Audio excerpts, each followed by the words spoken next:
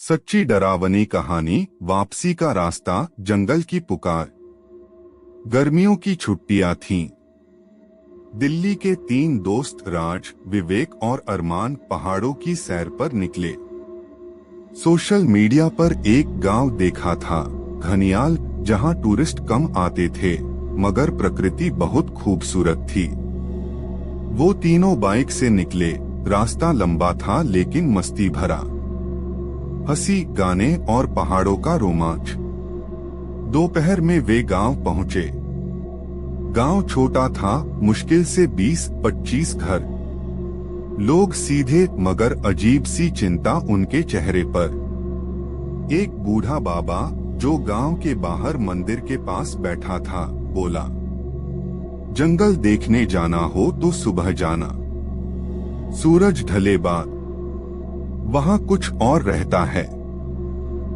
तीनों हंस पड़े। राज बोला, बाबा भी सस्पेंस फिल्म देख के बैठा है।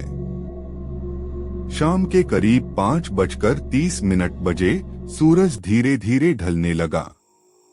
अरमान बोला, चलो बस 15 मिनट जंगल चलते हैं, फोटो लेकर लौट आते हैं। गलती वहीं हुई।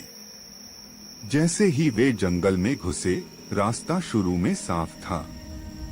पत्तों पर सूरज की किरणें पड़ रही थीं, ठंडी हवा चल रही थी। उन्होंने कुछ सेल्फी ली, हंसते रहे। फिर अचानक हवा एकदम बंद हो गई। सब कुछ जैसे रुक गया। पेड़, पत्ते, आवाजें सब गायब। तभी पीछे से एक आवाज आई, अरे रुको। वे पलटे, कोई नहीं था। तीनों एक दूसरे की ओर देखने लगे। राज ने हंसते हुए कहा, शायद कोई और टूरिस्ट है। लेकिन अब चारों तरफ घना कोहरा छा चुका था। जीपीएस सिग्नल चला गया। रास्ता एक सा लगने लगा। हर पेड़, हर झाड़ी एक जैसी। और तभी एक गीली सी आवाज, छप छप छप, जैसे कोई कीचड़ में नंगे पांव चल रहा हो। विवेक ने कहा, चलो वापस चलते हैं, कुछ सही नहीं लग रहा। वे वापस मुड़े, लेकिन अब वहां रास्ता ही नहीं था। जंगल जैसे बदल चुका था। अंधेरा और घना हो गया था। पीछे की झाड़ियों से धीरे से हंसी की आवाज आई, ही ही ही ही। अरमान कांपते हुए बोला, कोई हमारे साथ है।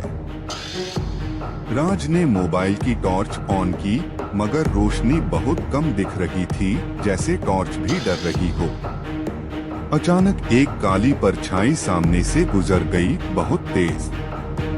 सिर्फ एक झलक, लंबा झुका हुआ शरीर और सिर नहीं दिख रहा था। तीनों भागने लगे, पर दौड़ते हुए विवेक का पैर फिसला और वो एक ढलान में गिर गया। नीचे से उसकी चीख आई, मदद, कुछ है यहाँ। राज और अरमान दौड़कर नीचे पहुंचे। विवेक गड्ढे में पड़ा था और उसके पैरों के पास कुछ खिसक रहा था। जब टॉर्च डाली तो देखा, वहां हड्डियां बिखरी थीं, इंसानी हड्डियां। तभी अचानक पेड़ों के बीच से कोई निकला। धीरे धीरे चल रहा था। उसके पैरों की आवाज, टक टक टक, और उसके एक हाथ में लोहे का बड़ा बर्तन, जिसमें से खून टपक रहा था। उसका चेहरा नहीं दिखा, मगर उसकी तभी अचानक जंगल की हवा तेज चली, जैसे किसी ने आदेश दिया हो, जा। तीनों को होश आया और वे बेतहाशा भागने लगे। भागते भागते उन्हें एक टूटी झोपड़ी दिखी। दरवाजा खुला था।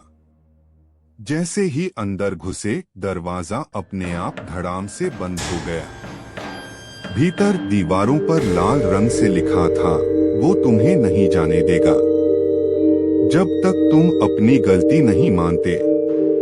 अंदर एक आईना था। उसमें उन तीनों की शक्लें धुंधली और विकृत दिख रही थीं। राज जोर से हमें माफ करो, हमें नहीं आना चाहिए था। तभी खिड़की से सूरज की हल्की किरण अंदर आई और झोपड़ी की दीवारें फटने लगीं, जैसे सब कुछ जल रहा हो। अगली चीज जो उन्हें याद है वो तीनों गांव के मंदिर के बाहर पड़े थे। गांव वाले इकट्ठा हो गए थे।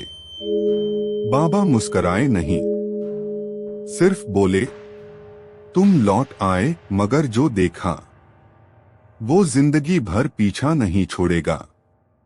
आज भी जब कभी राज अकेले होता है तो टक टक टक की आवाजें सुनाई देती हैं और कभी कभी मोबाइल कैमरे में पीछे कुछ दिखता है। सीख, कुछ दरवाजे इंसानों के लिए नहीं होते। हर जंगल सिर्फ पेड़ों से नहीं भरा होता।